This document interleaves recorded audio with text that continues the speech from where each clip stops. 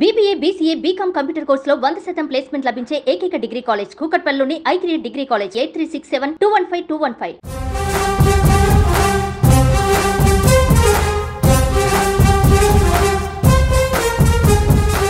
2029 ఎన్నికలలో AP assembly సీట్లు పెరగబోతున్నాయా?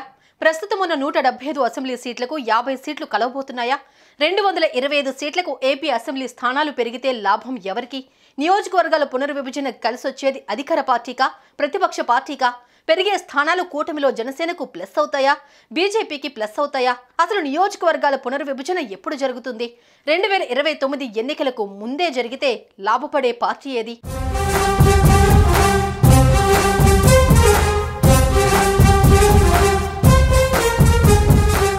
విభజన చట్టం ప్రకారం నియోజకవర్గాల పునర్విభజన జరిగితే ఏపీలో ప్రస్తుతం ఉన్న 175 అసెంబ్లీ సీట్లకు మరో 50 సీట్లు కలుస్తాయి. అంటే టోటల్ గా 225 సీట్లు అన్నమాట. అలాగే తెలంగాణలో ఉన్న 119 అసెంబ్లీ సీట్లను 153కు చేరుతాయి. ఒక విధంగా ఇది ఎన్నికల్లో పోటీ చేసే ఆశావహులకు ఎగిరి గంతేసే వార్త.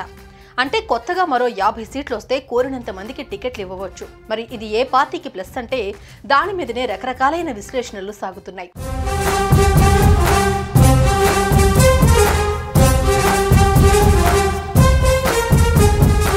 ఇలా సీట్లు పెరిగినప్పుడు ఎప్పుడూ అధికార పార్టీకే లాభంగా ఉంటుంది. కారణం అధికార పార్టీకి ఒత్తిడి విపరీతంగా ఉంటుంది. ఎంతో మంది టికెట్లు ఆశిస్తారు. దక్కకపోతే వారి తిరుగుబాటు బావుట ఎగురవేస్తారు.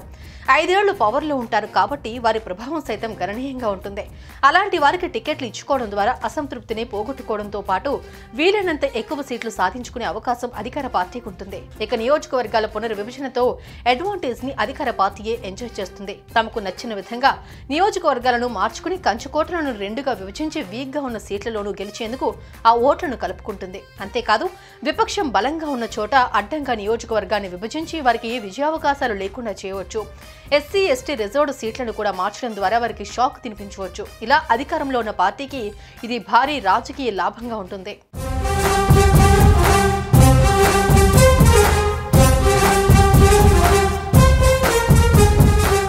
ఈ సీట్ల పెరుగుదల ఇటు ఏపీలో అధికారం కోల్పోయిన వైసీపీకి, అటు తెలంగాణలో నాయకులు చేజారుతున్న బీఆర్ఎస్ కి కొంత ఇబ్బంది అని అంటున్నారు. మొత్తం 175 మంది అభ్యర్థులను దగ్గరుంచుకుని వారితో పార్టీని 5 ఏళ్ల పాటు నడిపించడమే కష్టమవుతుంది విపక్షంలో. అలాంటిది మరో 50 సీట్లు పెరిగితే సమర్థులైన అభ్యర్థులను ఎంపిక చేసుకోవడం, ఆయా నియోజకవర్గాలను కూడా అన్ని విధాలుగా బలోపేతం చేసుకుంటూ ముందుకు సాగడం కత్తి మీద సాము లాంటి వ్యవహారమని అంటున్నారు. అదేవిధంగా విపక్షంలో ఉన్న పార్టీలోకి ఎవరూ పెద్దగా రారు. బలమైన వారంతా అధికార పక్షం వైపు ఉంటారు. అక్కడ అసంతృప్తి ఉంటేనే ఈ వైపు చూస్తారు. కొత్తగా సీట్లు వస్తే ఆ అసంతృప్తి అధికార పార్టీ గేటు కూడా దాటదు. దాంతో కొత్త వారిని తయారు చేసుకుని అధికార పార్టీకి ధీటుగా రంగంలోకి దింపి గెలిపించుకోవడం అంటే పెను సవాల్ లాంటిది. అయితే ప్రజలలో కనుక సానుకూలత ఉంటే గెలుపు గుర్రంగా ఆనాటికి పార్టీ మారితే ఈ సమస్యలన్నీ దూది పింజలుగా ఎగిరిపోతాయి.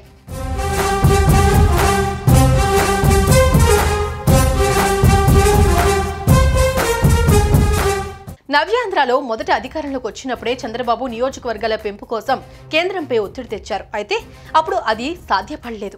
రాజ్యాంగంలోని ఆర్టికల్ 170 ప్రకారం రాష్ట్రాల్లో అసెంబ్లీ సీట్లను 2026 తర్వాత జనాభా లెక్కలు ప్రచురించేంత వరకు పెంచడానికి వీల్లేదని కేంద్రం చెబుతోంది.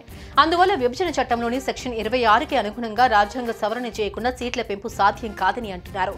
2026 తర్వాత జనాభా లెక్కలు అంటే 2031లో జరుగుతాయి.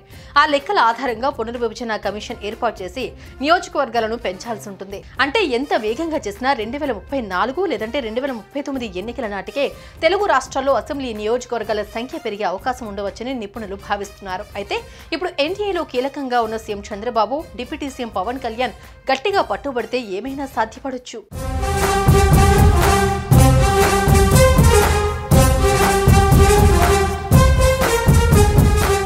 సుమన్ టీవీలో మీ పర్సనల్ అండ్ బిజినెస్ ప్రమోషన్స్ కోసం కింది నెంబర్కి కాంటాక్ట్ చేయండి.